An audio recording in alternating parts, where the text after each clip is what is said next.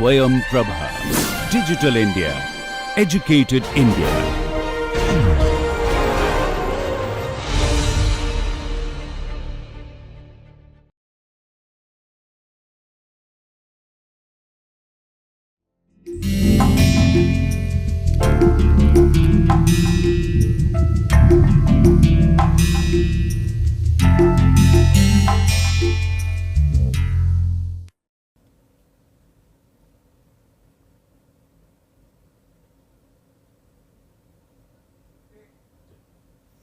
Hello everyone, welcome back. In the last few classes, we have looked at the governing equations, which are basically spatio-temporal partial differential equations. We looked at dimensionalization of those equations. We looked at the character of different terms of those equations, basically which terms represent the hyperbolic portion, which term represent the elliptic character, and so on and so forth. Okay. Now, it is time to basically start discretizing those equations, so that we can solve them on the computer. As we have discussed in the first class, that CFD is basically solving these partial differential equations on a computer using in a discrete form, because the computers do not understand the continuous function or the calculus, but they do understand the algebra or arithmetic in more precise, and they can do operations like the arithmetic operations like summation, division, multiplication, and so on and so forth. So, despite of the fact that the differential equations that we have are basically the continuous equations, we will try to discretize them on a given grid. Okay, we will have different number of grid points to approximate the different derivatives and try to solve them on a computer. Okay. So, let us start with the discretization. So, if you look at the Navier-Stokes form in the matrix form that we had discussed. So, we had like du by dt plus df by dx plus dg by dy, okay, plus dg dh by dz equal to 0, right. So, where this is in 3D, that is why we have written in dx dy dz, okay, and f had got two parts, all f, g and h, which were first part was inviscid and second part was viscous. Okay. And then for the inviscid part, for example, if you write, you will have rho, rho u, rho v, rho w and rho e, this is your u, okay, and similarly you can write f as rho u square plus p, okay, and then probably there will be rho u v and rho u w term, and similarly you will have rho u v, okay, rho u w, okay, and rho h u, okay, rho e u, or you can write in enthalpy form also rho h u, right. Similarly, you will, if you go to the g term, that will be here rho v and then your rho u v. So, if you write this is the inviscid term, there will be viscous term as well. You can write the g term also, which is basically rho v, rho u v, rho v square plus p plus rho v w and rho h v, right, and similarly you will have the w term. So, if you look at this form closely, you have two ways, I mean two things that you need to discretize. These derivatives that you see del by del x, del by del y and del by del g, they represent the spatial discretization, okay, the spatial derivatives, and then you have del by del t, right, which is the temporal discretization or the temporal derivative, right. So, discretizations approximate the derivative, right. So, before going to this very complex form of the inviscid term and viscous term and the temporal and spatial discretization in all three dimensions, let us look at a very simple form, which essentially captures the main message of these equations, which is a simple equation del u by del t plus del f by del x equal to 0, right. So, if you want to solve this on a computer, this problem del u by del t plus del f by x equal to 0, you have to basically, because you cannot calculate del u by del t without discretizing on a computer, right.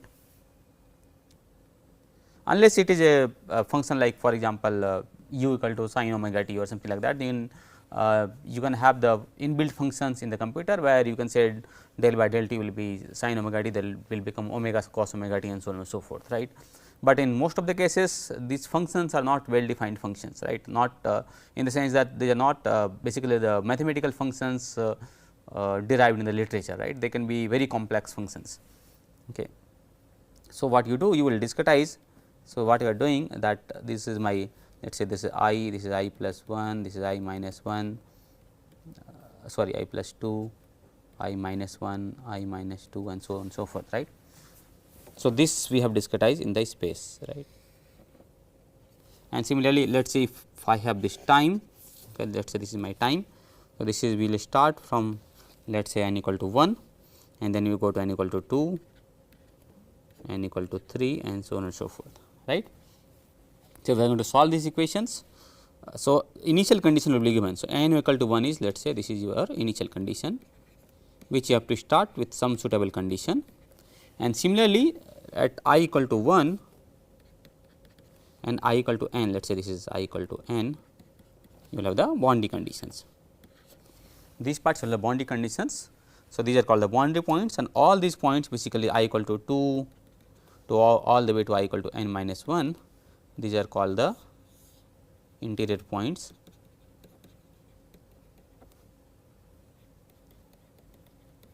which needs to be solved using a suitable discretization scheme, right.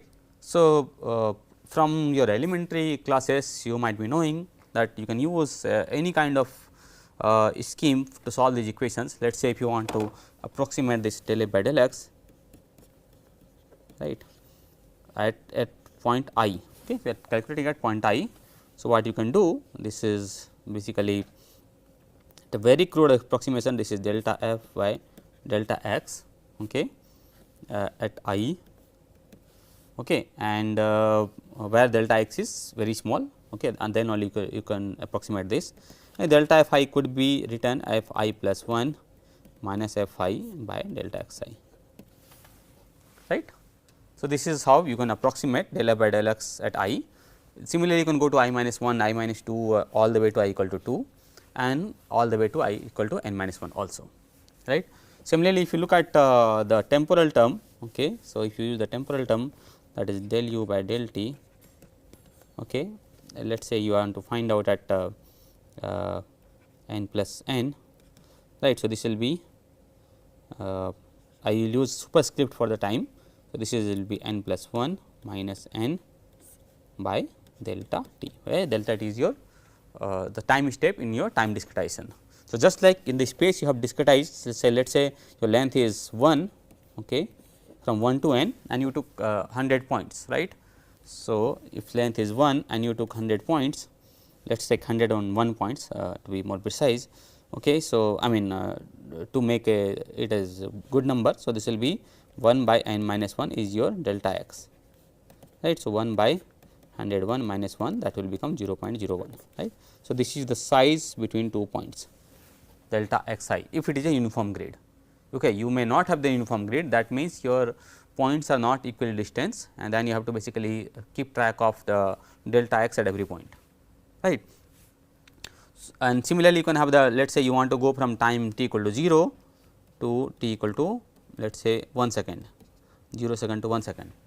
Now, you cannot go directly from 0 to 1 second, and there are basically if you try to jump from 0 to 1 second, for example, from initial condition to the final condition directly, you will see that your solution will blow up or your solution will be very inaccurate. Okay. There are criterion that depends on that basically decides what should be your time step based on your the size of your grid and your convection speed, okay, or even the diffusion.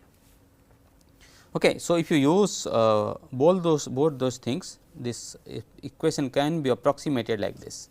Okay. So, this is your continuous form, this is your continuous form and this is your discretized form, right. And of course, when you are going in time, so you have to basically have the initial condition at n equal to 1. So, that is why you have written at every I, right. So, this is u I n plus 1 and u I n. So, the subscript denote the spatial discretization and superscript denote the temporal discretization, right. And if you write del f by del x equal to f I plus 1 minus f I by delta x I, it will look like this. You can take it on the right side, okay. And finally, you will get an expression which is u I n plus 1 equal to u I n minus del t by del x I f I plus 1 n minus f I n, right. So, and at nth level, if you start from some initial condition, you know these values, okay. You have fixed the delta t, you have fixed the delta x I, okay. You know the value of u I at n, and you can calculate the next point of u I n plus 1. Next time you go from n plus 1 to n plus 2, then n plus 2 to n plus 3, n plus 3 to n plus 4 and so forth, and that is how you keep on marching till you go to the final time step, right. And if you have a uniform grid, you will have this delta x I will become just the delta x, because the distance between 2 points are same everywhere in the uniform grid, okay. This we have discussed earlier. So, this is how you can solve using a very simple minded approach, where what we have done for del f by del x, we have taken the forward differencing, that means we have taken the I plus 1 point and I point, and for I also, for time also we have taken the forward differencing, okay. Of course, you cannot take backward differencing in time. If you take, then you need to know the solution which is before your time, right. So, you are starting from n equal to 0, and you need to have solution which is available at n minus 1 if you do the backward stepping in time, right. Of course, there are the central differencing approach in time also, which are basically a leapfrogging kind of schemes, which we will discuss later. So, you can use that, provided you have some other scheme to start the solution, right. You can start from forward differencing in time, and later you can switch to let us say the backward differencing or the central differencing, because you know the solution at the previous to previous time step also, right. But as a simple minded approach, you can write it like this, right. Now, this is how you are discretizing using the forward difference, but there are many ways to discretize this derivative, and the solution of your CFD depends on how well you can basically approximate this derivative del f by del x, okay. If you can approximate it very well, okay, very close to what you would have got by using your calculus, then your solution will be very accurate. In the spectral method, which we have discussed, that they approximate this derivative exactly, okay, provided you have a periodic boundaries, and that is why the spectral methods are most accurate. But in the finite difference approach, or in the finite volume, or even in finite element, right, you have a limited precision or limited accuracy of this discretization, but you need to make sure that that discretization is good enough to basically give you a correct solution, and that is where the grid independence comes into picture. We will discuss about those grid independence later, but right now we want to approximate del f by del x as best as possible. In the finite volume, basically we try to solve an integral form of this, which is the weak formulation, and we use a Green-Gauss theorem to basically get the flux at the boundaries, okay, and that is a slightly different approach. In the finite element, you have the basis function, and to get the derivative you write the function in terms of the basis functions, and then you get the derivatives from that.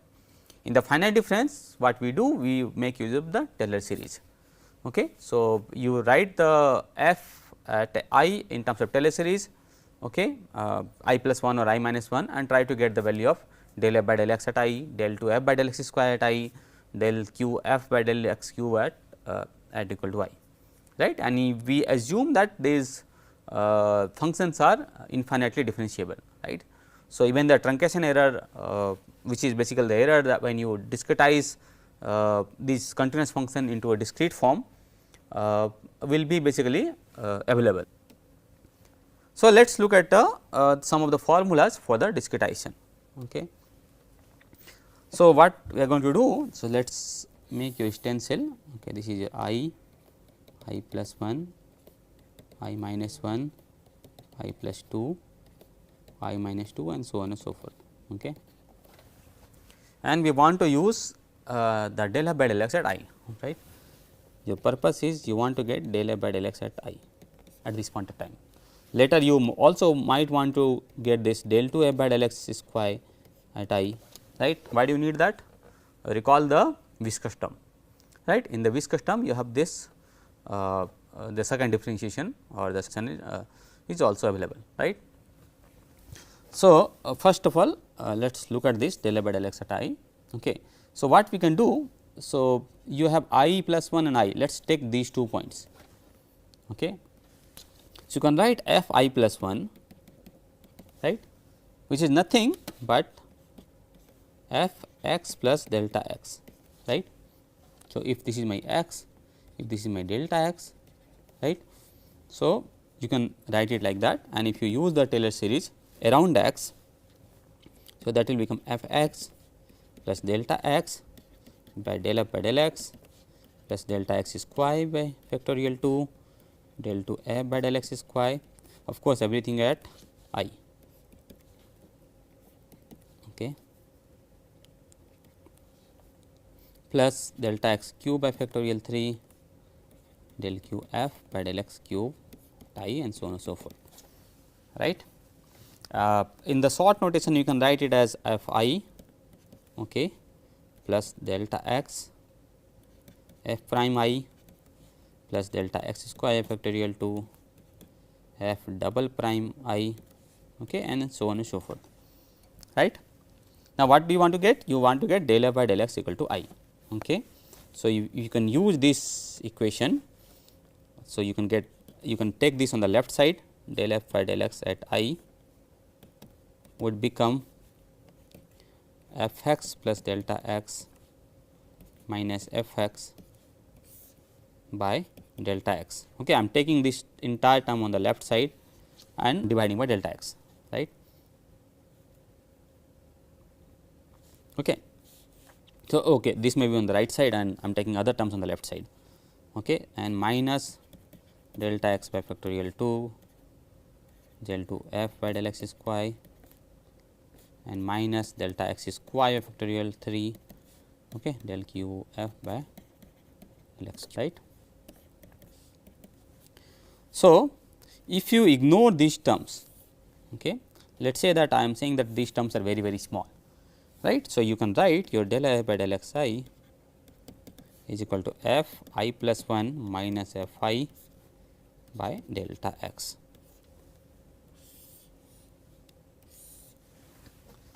Right. So, what we did is basically we at I plus 1 we use the Taylor series to get the value from I, right. So, f I plus 1 will be f I plus delta x of I prime plus delta x by 2 of I double prime and so on and so forth, and we got this, and plus there will be other terms, right. So, this is called the one sided formulation, and precisely this is basically your forward difference. Why forward difference? Is because we are using the I plus 1 and I. Okay. Similarly, you can go with the backward difference also. We work here.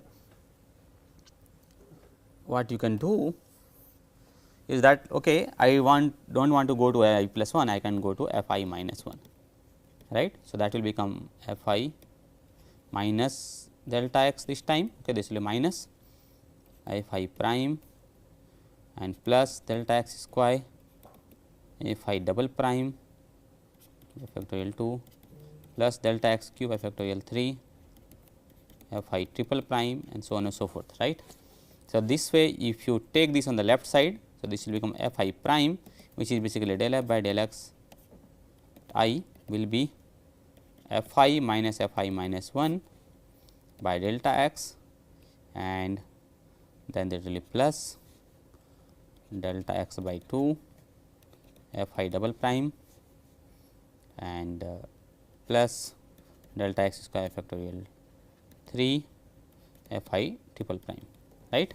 So, now you can see that you have made use of I minus 1 and I, right. So, this formulation is called the backward differentiation. This is also one sided formula, but now this is backward. Okay. So, you may be thinking that both are very similar or both are same, but that is not true, because depending on the direction of your convection, one scheme may be stable and other may be unstable. Okay. So, that we will look at the stability of these schemes in the later part of the discussions. Okay. So, we have found the forward difference and the backward difference approach, but in both of these cases you may note that we are ignoring some of the terms. Okay. So, these terms are basically lead to some error, and those are called, there are two kinds of error basically. One is the discretization error, okay. It is also called the truncation error. Discretization is because you are trying to approximate a derivative by using some kind of discrete approach. So, by doing so you are getting some error. So, that is why it is called discretization error. It is also called the truncation error is because you are truncating the Taylor series while trying to get the approximation for your derivative, right. So, that is called the truncation error. So, all these terms that you see here, okay, these are basically the truncation errors. Okay. So, whatever terms you have discarded while trying to approximate your derivative are the truncation errors, right. The one thing that is very important in this truncation error is that you want to basically look at the leading truncation error. So, what is leading truncation error here? In this particular case, the leading truncation error is this one, okay. And why not the terms which are not leading, which are basically the second term, third term, fourth term, and so on and so forth, so many terms. The reason for that is basically the leading truncation error is the biggest error that you have, right. For example, if you see this is your delta x, and delta x is a very small quantity, right. The second term that you have is delta x square, right. So, if let us say we had delta x equal to 0.01 that time we took. So, delta x square will be 0.0001, right, 10 power minus 4, right. So, if the delta x itself is small, the other terms will be very small, right. So, what matters most is the leading truncation error. So, this is your leading truncation error, okay, LTE. You have so many truncation error terms, but the leading truncation error is what we will be discussing most, and this is what also gives you the order of accuracy, right. So, what is the order of accuracy? So, whatever the power that you have on the coefficient of your leading truncation error basically on delta x is the order of accuracy. So, what it says that with what order your error is going down. So, let us say it were delta x square, right. So, then it will become that it is going down as delta x square, your error is going down as delta x square. So, higher the order of this term delta x, the power of the delta x, the more accurate your scheme will be, because as we will see very shortly that if your grids for a given grid size, you get basically the accuracy very high if you have the second order or third order or so forth. So, this is a first order scheme because delta x to the power is 1. If the delta x, the leading truncation error had the term which has the power of 2, then that becomes the second order accurate. Okay. Now, let us go to the other error, which is the basically the round off error, right. So, round off error is also something which is unavoidable, just like the truncation error. The truncation error is unavoidable in a CFD calculation, and the reason for that is you always have to approximate your continuous function with a discrete function. Okay. So, the round off error is because you have the limited precision of the of your number, right. So, you might be using the single precision. So, single precision you will have 4 bytes, okay, and it may basically you get the accuracy of 8 digits after the decimal point, right. So, 1, 2, 3, 4, 5, 6, 7, 8. Okay. So, this is the accuracy for your single precision. Okay. Similarly, if you use double precision, okay, then you will get up to the approximately up to the 16 digit 4, 5, 6, 7, 8, 9, 10, 11, 12, 13, 14, 15 and 16. So, this is your double precision. So, this takes around 4 bytes, okay, and this is your 8 bytes, right. So, after the decimal point how many numbers you can preserve, right.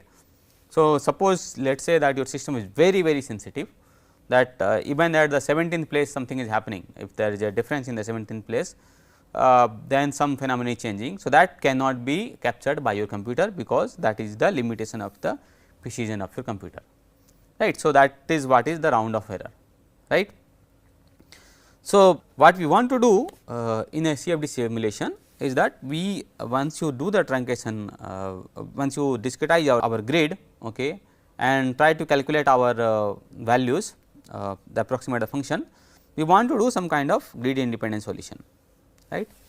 So, what is a grid independent solution is that let us say you are interested in certain variable, right, and you basically refine the grid. So, when you refine the grid, let us say you had delta x equal to 0.01 when you use the 100 points, okay, in a 101 points in a distance of 1, okay, 0 to 1, right. Now, let us say you use 1000 points, right, 1001 points, okay, to be precise, then your delta x is 0.001, right. So, this of course, this is more accurate. Why? Because your truncation error, let us say if you are using a one sided formulation, it goes by delta x, right. Your truncation error or the order of accuracy, okay, goes as delta x, right. So, if the delta x is small, of course, your error is small, right. So, what we want to do is that we want to go to the limit ideally where the truncation error is basically smaller than the round off error, right. So, let us say if you are using a double precision formulation, right. So, you have basically up to 16 digit. So, you refine the grid so much ideally that even if you refine further, you will not see any change. That means, your truncation error is smaller than the round off error. You are approximating the functions as best as you can, right. So, that is an ideal situation. Normally, what you do is that let us say depending on what variable you want to calculate, your temperature, your pressure, your velocity, or maybe there is some gradient quantity like your flux, your heat flux or your skin friction, you want to say see whether the values are changing or not. So, when if it is not changing, that means you say that it is independent of the grid. That means, the discretization scheme that you have used and the grid that you have used is sufficient to give you the solution that is not changing. Okay. The one more thing important that I want to emphasize here is that the non-dimensional helps here also. Why? Because let us say if you take in a dimensional form, so your velocity, let us say you are taking at Mach 0.1, right. So, velocity around 30 meter per second, right, but your pressure is around let us say 101325, okay, Pascal, okay, and then your order of let us say the temperature will be around 300 Kelvin and so on and so forth, right. So, when you basically use a non-dimensionalization form, what you do is basically you non-dimensionalize all the term p u by u infinity, p is p by rho infinity square and t by t infinity. So, they becomes order of around 1. Okay. So, here for example, let us say you are looking at the grid independence of pressure here. So, what is the decimal point that you want to go, right. Let us say you want to take the accuracy of 101.325.0005, okay, let us say 5 digit, then also it is too much, right, because your number I mean the significant digits are basically very big. On the other hand, let us say if you are going from 30 to let us say 30.2 also 30.1 also, it may change the solution, right. So, your significant digits are different when you are using a dimensional form. When you use a non-dimensional form, because everything is more or less in of the order of 1, it gives you a better handle to basically control your round of error, and you see when your grid independence is coming. Okay. So, these are the two errors which are very important. So, this is the backward differencing formula we have already seen. Okay. And the last thing before we go is want to see the central differencing, where we are going to use the grid on either side. Okay. So, let us say this is your grid I plus 1 and I minus 1, right. So, you can write it here f I plus 1 is equal to f I plus delta x f I prime plus delta x square by factorial 2 f I double prime, so on and so forth. F I minus 1 will be f I minus delta x f I prime plus delta x square factorial 2 f I double prime and so on and so forth.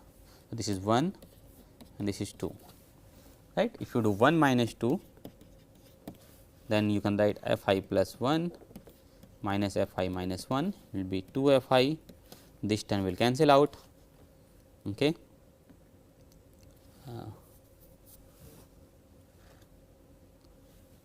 Okay. No, this term will remain because doing 1 minus 2. Okay. So, that will become 2 delta x, this would cancel out. Okay.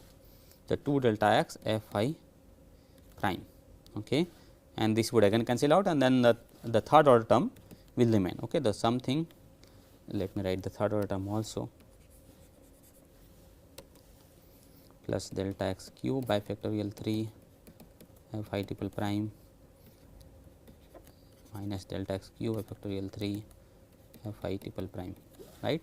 That will become 2 by factorial 3. So, that will be 1 by 3, this will become delta x cube by 3 f I triple prime, right, and then there will be other terms.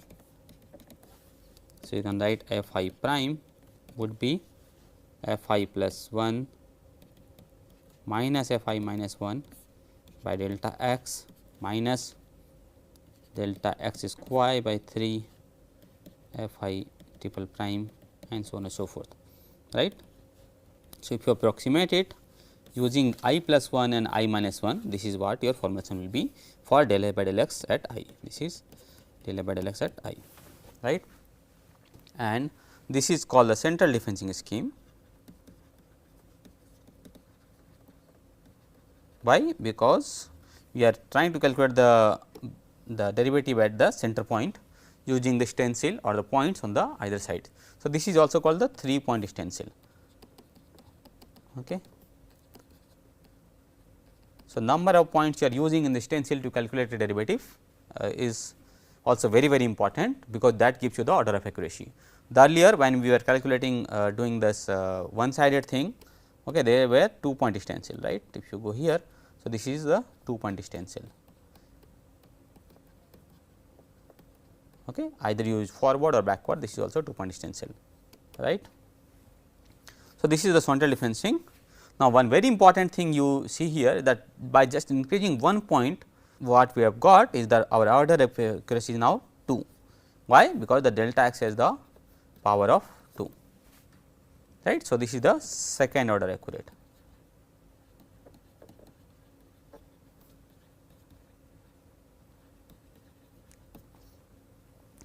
And how does it matter? If you just want to see, I want to give you an example. Okay. So, let us say you have a 1D domain with 101 grid points that we already took. Okay. This is 0 to 1, 101 grid points. So, your delta x or h, okay, I will use h and delta x interchangeably. So, this distance is h or delta x, right. So, because you have 1 minus 0 by 101 minus 1, right, n minus 1. So, that will be 0.01. So, delta x is 0.01. So, if it is the first order accurate, your order of accuracy goes as delta x, right, which is basically 0.01, that is means error is 1% of the value that you have, right. On the other hand, you do not change the grid, okay, your grid is same, you are using 101 points only, but you are using a second order scheme. So, for the second order, delta x square would be 0.01 square, which is basically 0.01%, right. By just increasing one grid point on one side, you see that your accuracy increases drastically. Okay. Now, what error you had around 1%, now error is 0.01%, right. So, you would be tempted to use central differencing everywhere, but let me bring some bad news is that you cannot use central differentiating directly in a convection problem. Why? Because accuracy is not everything, your scheme should be stable also, right. If the scheme is not stable, it will blow up, okay, despite being accurate, and there are errors, okay, there are dispersion errors, and that we need to basically see, okay, to determine whether the scheme is stable or not, and there are other approaches also to determine how do you find whether a scheme is stable, right. So, despite I mean getting into the fact that higher order schemes are better, we need to see whether the schemes are stable or not also. So, we will look at some more discretization schemes in the next class. Okay. This is a very preliminary thing, we got the one sided and two sided formulation, but you can have a general approach to approximate the derivative also. So, we will discuss those in the next class. Thank you very much.